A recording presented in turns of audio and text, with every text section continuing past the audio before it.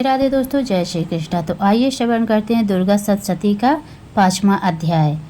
जो अपने कर कमलों में घंटा, शूल, हल, शंख, मुसल, चक्र, धनुष और बाण धारण करती हैं, सरदी चंद्रमा के समान जिनकी मनोहर कांति है, जो तीनों लोकों की आधारभूता और शुभ आदि दैत्यों का नाश करने वाली हैं, तथा गौरी के शरीर से जिनका हुआ है, उन महासरस्वती देवी का मैं निरंतर भजन करती हूँ। ओम चामुंडाय नमः।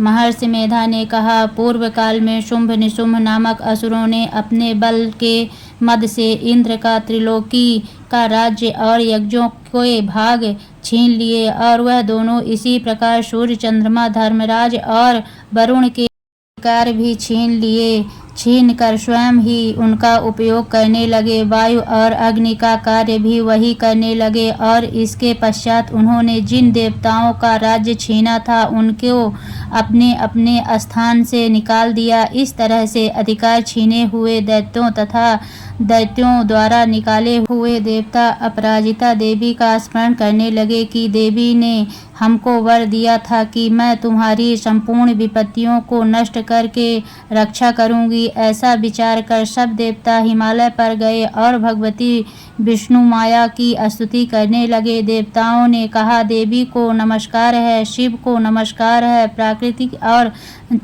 भद्रा को नमस्कार है। हम लोग रौद्र, नित्या और गौरी को नमस्कार करते हैं। ज्योत्स्नमयी, चंद्र रूपिणी व सुख रूपा देवी को निरंतर नमस्कार है। शरणागतों का कल्याण करने वाली वृद्धि और सिद्धि रूपा देवी को हम बार बार नमस्कार करते हैं। और नेत्र रीति राजाओं की लक्ष्मी तथा सर्वणी को नमस्कार। दुर्गा को दुर्ग स्थलों को पार करने वाली, दुर्गा पारा को सारा सर्वकारिणी ख्याति कृष्ण और धूम्र देवी को सदैव नमस्कार है। अत्यंत सौम्य तथा अत्यंत रौद्र रूपा को हम नमस्कार करते हैं, उन्हें हमारा बारंबार प्रणाम है। जगत की आधारभूत कृति देवी को बार बार नमस्कार करते हैं। जिस देवी को प्राणी मात्र विष्णु माया कहते हैं, उसको नमस्कार है, उसको नमस्कार है, उसको नमस्कार है। जो देवी संपूर्ण प्राणियों में चेतना कहलाती है, उसको नमस्कार है, उसको नमस्कार है, उसको नमस्कार है। जो देवी संपूर्ण प्राणियों में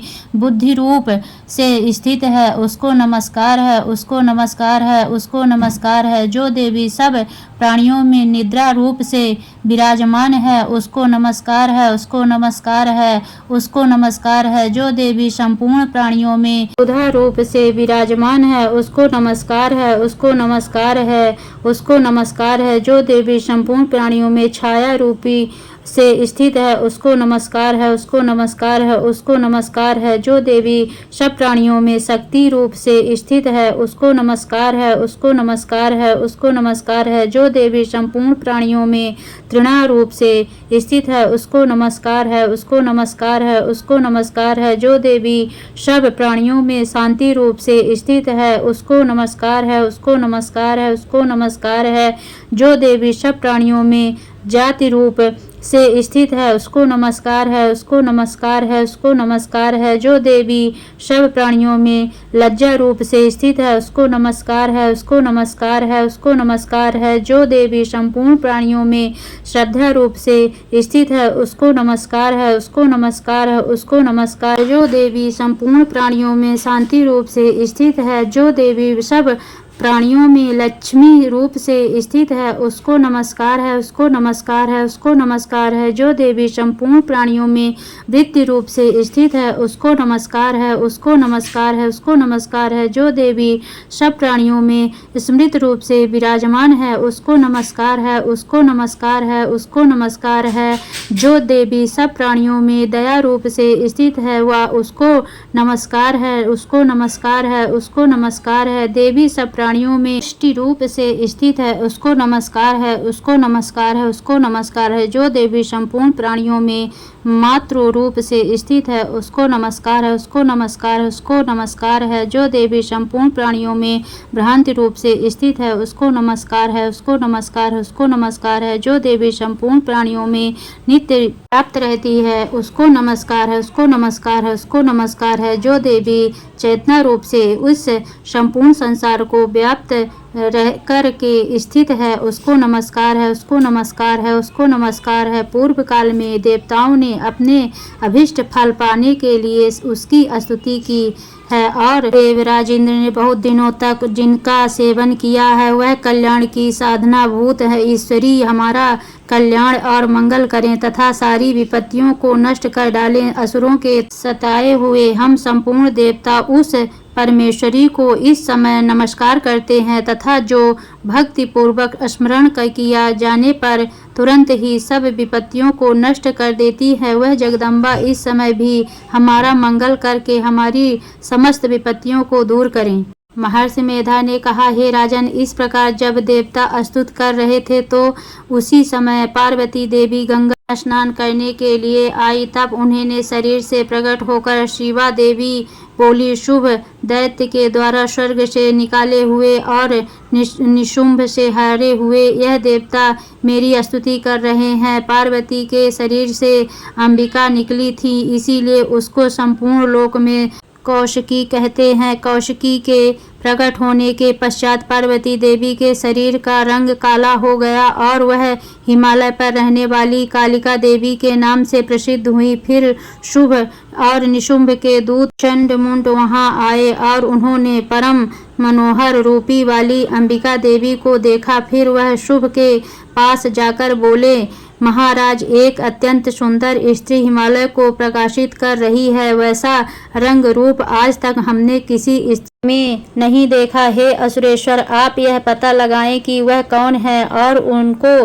ग्रहण कर ले। वह स्त्रियों में रत्न है, वह अपनी कांति में दसों दिशाओं को प्रकाशित करती हुई वहाँ स्थित है, इसीलिए आपका उसको देखना उचित है। हे प्रभु, तीनों लोकों के हाथी, जो घोड़े और मणि इत्यादि जिनके रत्न हैं, वह सब इस समय आपके घर में शोभायमान है। हाथियों में रत्न रूप ऐरावत हाथी और उज्जैन श्रवा नामक घोड़ा तो आप इंद्र से ले आए हैं। हंसों द्वारा जुता हुआ विमान जो कि ब्रह्मा जी के पास था अब भी आपके पास है, और यह महापद नामक खजाना आपके कुबेर से छीना है। समुद्र ने आपको सदा खिले हुए फूलों की किलकिनी नामक माला दी है। वरुण का कंचन की वर्षा करने वाला छत्र आपके पास है। रथों में श्रेष्ठ प्रजापति का रथ भी आपके पास ही है। हे दैत्येंद्र, मृत्यु से उत्कृतिका नामक शक्ति भी आपके छीन ली है, और वरुण का पास भी आपके भ्राता निशुंभ के अधिकार में है, और जो अग्नि में न जल सके ऐसे 2 वस्त्र भी अग्निदेव ने आपको दिए हैं। हे दैत्यराज, इस प्रकार सारी रत्न रूपी वस्तुएं आप संग्रह कर चुके हैं, तो फिर आप यह कल्याणकारी स्त्रियों में रत्न रूप अनुपम स्त्री आप क्यों नहीं ग्रहण करते? महर्षि मेधा बोले, चंडमुंड का यह वचन सुनकर शुंभ ने विचार किया, सुग्रीव को अपना दूत बनाकर देवी के पास भेजा जाए। प्रथम उसको सब कुछ समझा दिया और वह कहा कि यहाँ जाकर तुम उसको अच्छी तरह से समझाना और ऐसा उपाय करना जिससे वह प्रसन्न होकर तुरंत मेरे पास चली आए। भली प्रकार समझाकर कहना। दूत सुग्रीव पर्वत के उस रमणीय भाग में पहुंचा जहां देवी रहती थी। दूत ने कहा, हे देवी, दैत्यों का राजा शुभ, जो इस समय तीनों लोकों का स्वामी है, मैं उसका दूत हूँ और वह यहाँ तुम्हारे पास आया हूँ। संपूर्ण देवता उसकी आज्ञा एक स्वर में मानते हैं। अब जो कुछ उसने कहला भेजा है वह सुनो। उसने कहा है, इस संपूर्ण संपूर्ण त्रिलोकी मेरे वश में है और संपूर्ण यज्ञों के भाग को पृथक पृथक मैं ही देता हूँ और तीनों लोकों में जिनके श्रेष्ठ रत्न हैं वह सब मेरे पास हैं। देवराज इंद्र का वाहन एवरात मेरे पास है जो मैंने छीन लिया है। उच्च श्रवा नामक घोड़ा जो क्षीर सागर मंथन करने से प्रकट हुआ था उसे देवताओं ने मुझे समर्पित किया है। हे सुंदरी, उनके अतिरिक्त और भी जो रत्न भूषण पदार्थ देवताओं के पास थे वह सब मेरे पास हैं। हे देवी, मैं तुम्हें संसार की स्त्रियों में रत्न मानता हूँ क्योंकि रत्नों का उपयोग करने वाला मैं ही हूँ। हे चंचल घटाओं वाली सुंदरी, अब यह मैं तुम पर छोड़ता हूँ कि तुम मेरे या मेरे भाई महापराक्रमी निशुंभ की सेवा में आ जाओ। यदि तू मुझे करेगी तो तुझे अतुल महान ऐश्वर्य की प्राप्ति होगी। अतः तुम अपनी बुद्धि से यह विचार कर मेरे पास चली आओ। महर्षि मेधा ने कहा। दूत के ऐसा कहने पर संपूर्ण जगत का कल्याण करने वाली भगवती दुर्गा मन ही मन मुस्कुराई और इस प्रकार कहने लगी। देवी ने कहा, हे दूत, तू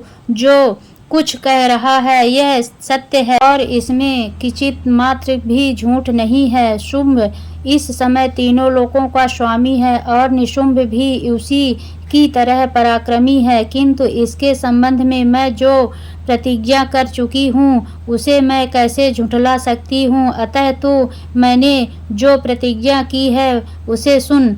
जो मुझे युद्ध में जीत लेगा और मेरे अभिमान को खंडित करेगा तथा बल में मेरे समान होगा वही मेरा स्वामी होगा। इसीलिए शुंभ अथवा निशुंभ यहाँ आवे और युद्ध में जीत कर मुझसे विवाह कर ले। इसमें भला देर की क्या आवश्यकता है। दूत ने कहा, हे देवी, तुम अभिमान में भरी हुई हो, मेरे सामने तुम ऐसी बात न करो। इस त्रिलोकी में मुझे तो ऐसा कोई दिखाई नहीं देता जो कि शुभ और निशुंभ के सामने ठहर सके। हे देवी, जब अन्य देवताओं में से कोई शुभ और निशुंभ के समान युद्ध में ठहर नहीं सकता तो तुम जैसी स्त्री उनके सामने रणभूमि में ठहर सकोगी। जिन शुंभ आदि असुरों के सामने इंद्र आदि देवता नहीं ठहर सके तो फिर तुम अकेली स्त्री उनके सामने कैसे ठहर सकोगी। अतः तुम मेरा कहना मानकर उनके पास चली जाओ, नहीं तो जब वह तुम्हें केस पकड़ घसीटते हुए ले जाएंगे तो तुम्हारा गौरव नष्ट हो जाएगा। इसीलिए मेरी बात मान लो। देवी ने कहा, जो कुछ तुमने कहा ठीक है। शुंभ निशुंभ बड़े बलवान है, लेकिन मैं क्या कर सकती हूँ क्योंकि मैं बिना विचारे प्रतिज्ञा कर चुकी हूँ। इसीलिए तुम जाओ और मेरे जो कुछ भी कहा है वह सब आदर पूर्वक सुरेंद्र से कह दो। उसके पश्चात जो वह उचित समझे करे। इस प्रकार श्री मार्कंडेय पुराण में सर्वाणिक मानवर की कथा के अंतर्गत देवी महात्म्य में देवी दूत संवाद नामक 5वां अध्याय पूरा हुआ।